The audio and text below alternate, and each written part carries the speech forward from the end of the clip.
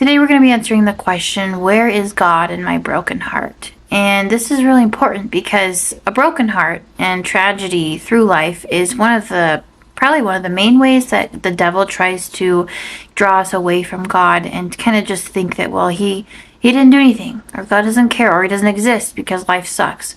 And that isn't true. So we're going to discuss 4 biblical reasons why God allows suffering and pain to help us understand life better. First of all, it's really important to realize that meaning is directly tied to suffering. Like, this is why a mother who goes through 9 months of pregnancy and then basically a horrible labor and delivery because it's really painful, loves our kids so much and wants to hold them and have skin-on-skin contact and, a mother's love, right? Because she is the one who went through it. Or that's why people who ran the marathon value the trophy, and vice versa. When you don't work for something and it's gifted to you or whatever, even though you may enjoy the gift, you're not going to value it as much as if you had saved months and months to buy it for yourself.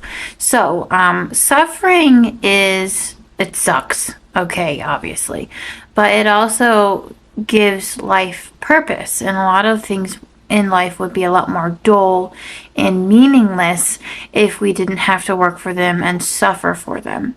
And before we get to reason number 1 why God allows suffering, if you are someone who's going through something right now and you need comfort and just instant understanding directly from God, read Psalms 34. I'm going to read just a couple verses right now that really comforted me through my hardship that I've so far experienced in life. So verse 17 says, "The righteous cry out, and the Lord hears them. He delivers them from all their troubles. The Lord is close to the brokenhearted and saves those who are crushed in spirit. The righteous person may have many troubles, but the Lord delivers him from them all. He protects all his bones. None of them will be broken. Evil will slay the wicked. The foes of the righteous will be condemned. The Lord will rescue his servants. No one who takes refuge in him will be condemned." The part that I always just remember is that God is close to the brokenhearted. And if, for me, I think if being brokenhearted is what I need to do and need to experience to be close to God, then I'd rather be brokenhearted than live a good life or have success or whatever it is and not know God. And I'm not saying that's the experience of everybody, but it is pretty common. All right, so we're going to get into our first biblical reason why people experience heartbreak and stuff. And we're going to start with the one we don't want to talk about and the one we don't want to hear. And basically, it's that we break because we're trying to move in a direction that our master isn't going. And basically, we refuse to go the way of the Lord. Because a lot of the time, the way of the Lord is, unknown and unsure. We think that we can put our trust in a specific job or a specific person becoming our spouse, or even a specific car, and we think, yeah, this is reliable. And God might say, well, you need to actually buy this older car that isn't as reliable or whatever. And we think our logic can be relied on better than God, who knows the future, which is really stupid. So in a way, in trying to save us from potential heartbreak and failure because God's way seems more risky, we do our own thing and then actually screw ourselves over in the long run, or it doesn't go the right way even though we didn't see that coming.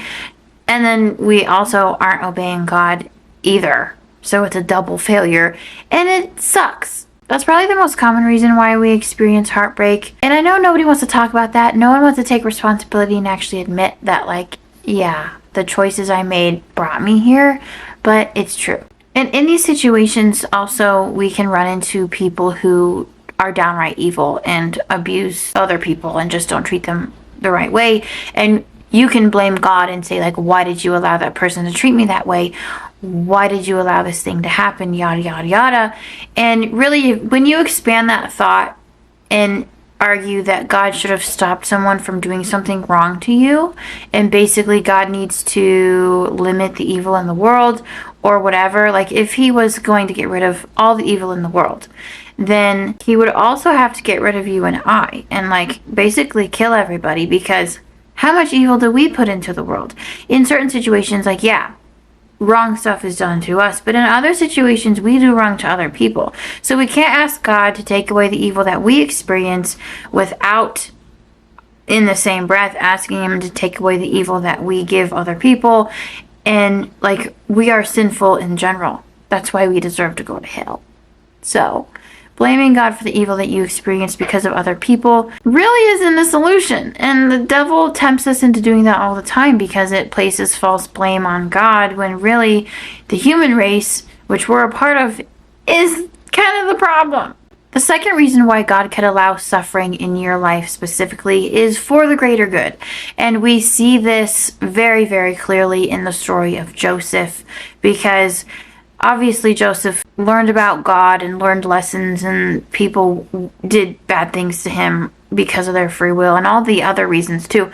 But Joseph literally says to his brothers that you didn't send me here, but God. Like, God sent me. God allowed all of this crap to happen to Joseph. If you don't know the story of Joseph, I should probably tell you. Basically, he was a guy who was sold by his brothers into slavery, and then as a slave in Egypt, he was falsely accused of a crime where he was sent to prison for several years, and like a whole bunch of unjust things happened to him, and he didn't do anything wrong. And eventually, so this is where the greater good part comes into it. Eventually, he was promoted to second in command in all of Egypt, and he was able to prepare Egypt and the Mesopotamian area for 7 years of famine, i.e. saving all of that territory at the time from starvation. Like, that's a huge accomplishment, but it's something he wouldn't have been able to do or even, think of at all if God hadn't allowed him to be a slave and be convicted, and like all this chain of events of bad things happening to set him up so he could accomplish that. So just like in this story, you might be experiencing a series of negative events simply to get you into one situation where you can do so much good, whether it's for a physical worldly reason like saving people from famine like Joseph, or it's for a spiritual reason. And we need to remember that, like, you can imagine God is making a tapestry, and when you make a tapestry, you make it from the back or something like that. I don't know, the back of like woven things looks really crappy compared to the front, and right now we're looking at the back. It's getting put together, okay? And it looks like crap. And it doesn't make any sense. Like, what's even going on?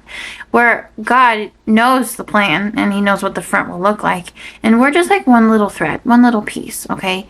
So when you look around at your life and you see that you're just some insignificant little thread in an entire army of stupid threads that are put together to look like a horrible mess, remember, God can see everything, and you can't. Remember your little position. You are insignificant. Sorry, but he does love you, and that's cool. So don't make assumptions about what you're doing and where you're at. And also, the tapestry God's making is not physical. It's spiritual. So the purpose of you doing something may not actually, like in the physical sense, seem like that big of a deal, because we can't see the spiritual world. We can't see our effects on other people's hearts or their perception of God or whatever it is.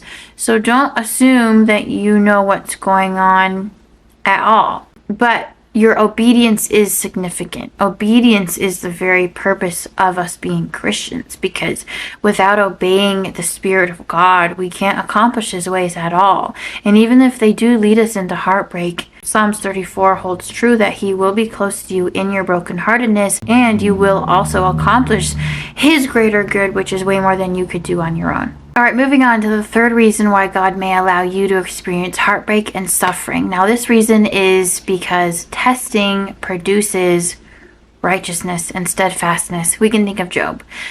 God allowed Satan to test Job, and simply it was a test. Like, God wanted to see what Job would do, and yes, he's all-knowing, but we're not. And living inside of time like we do, I mean, it's important to actually live out these things instead of have God tell you, oh yeah, I would have tested you, but I knew you would pass, so we skipped it. That's a whole new video anyway.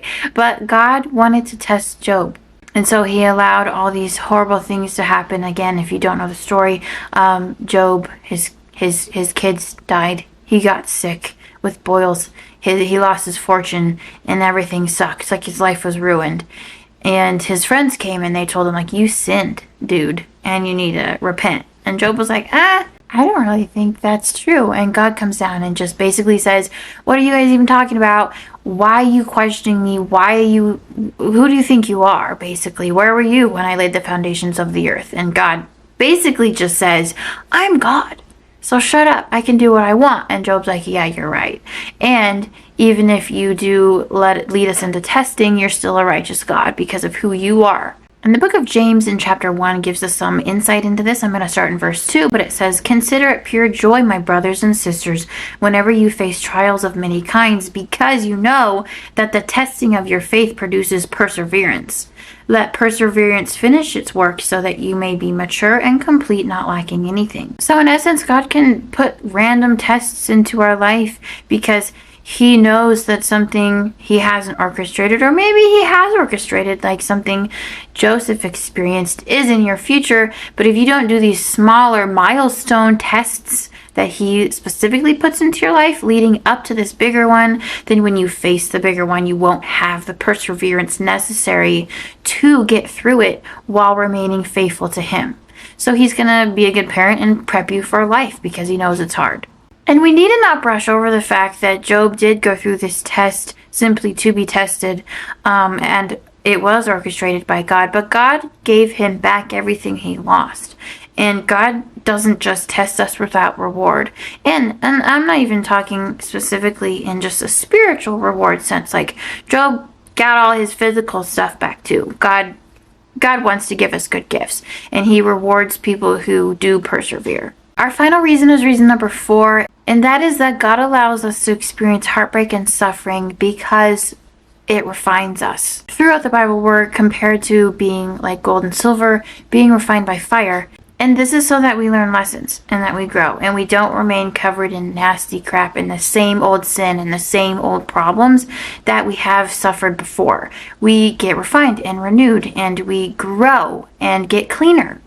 But it kind of hurts. The process hurts and it's work. Psalm 66 talks about this. In verse 10, it says, for you, O God, have tested us. You tried us as silver is tried. You brought us into the net. You laid a crushing burden on our backs. You let men ride over our heads. We went through the fire and through water. Yet you have brought us out to a place of abundance. And in 1 Peter 5, verse 10, it says, and after you've suffered a little while, the God of all grace, who has called you to his eternal glory in Christ, will himself restore, confirm, strengthen, and establish you. So God allows us to suffer so that it'll make us better and make us more like himself. You know, we think of Jesus it kind of in his afterworldly sense a lot, and like and we think about all his good traits, and he doesn't have any negative ones. What I'm trying to say is that Jesus suffered too, and I think if we actually met him in person, we would think like, wow, you're like, actually you don't have very good clothes and you're dirty, or I don't know, he probably got some injuries at some point.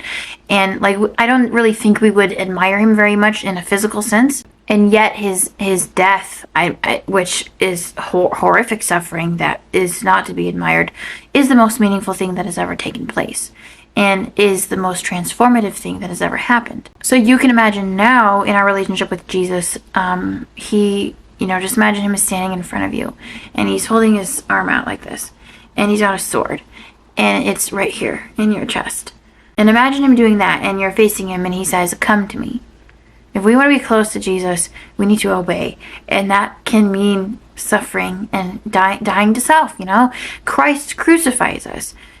It's going to hurt, because everything about walking with God is against our flesh and against what is comfortable. We're not supposed to be a better version of ourselves. We're supposed to die to ourselves, be crucified by Christ, and simply see him so clearly so that we can mirror his image. But the death of ourselves and our own crucifixion is gonna suck. And it's a slow process that, we're at different levels through life, and it really depends on your level of surrender to God. But it's hard and it hurts, and there's a lot of heartbreak along the way. But just like we read in 1 Peter just now, he's going to restore us. He's going to strengthen us. He's going to build us up. But first, we have to go through things. First, we have to do tragic crap, just like Joseph did for years. And then eventually, when he's like old and has a family and sons, he finally gets to actually help people and live a decent life and be reunited with his family. Like, this is a long road. But take comfort in knowing that at the end of it, God will restore you and strengthen you, and you will be somebody that you didn't think you could become in a good way. And don't think that he's sending you into this fire and furnace and heartbreak alone. He goes with us, and he's already walked his own road, which is much more tragic and horrible than anything you and I are going to experience, most likely, Lord willing. So keep all that in mind. I really hope this video has encouraged you and given you strength to cling to Jesus' hand and to walk through the fire with him. Don't let go. Don't let the devil tempt you into thinking that he's like you could get out of the fire or out of the crap of the world if you just let go of Jesus. He is our hope, you know. Life is going to be hard. Evil people are going to hurt you, whether you're with Jesus or not. So hold on to his hand. Hold fast to the promises that he has shared with us in the scriptures, and know that there's purpose in your pain only if you allow Jesus to work through you during this process. I'd really appreciate it if you like this video, and you can subscribe if you want to catch next week's video, which is going to be all about worry and how it's the demonic rejection of God's will for your life and the promises that he has shared with us in the Bible. Thanks for joining me today, and I will catch you next time.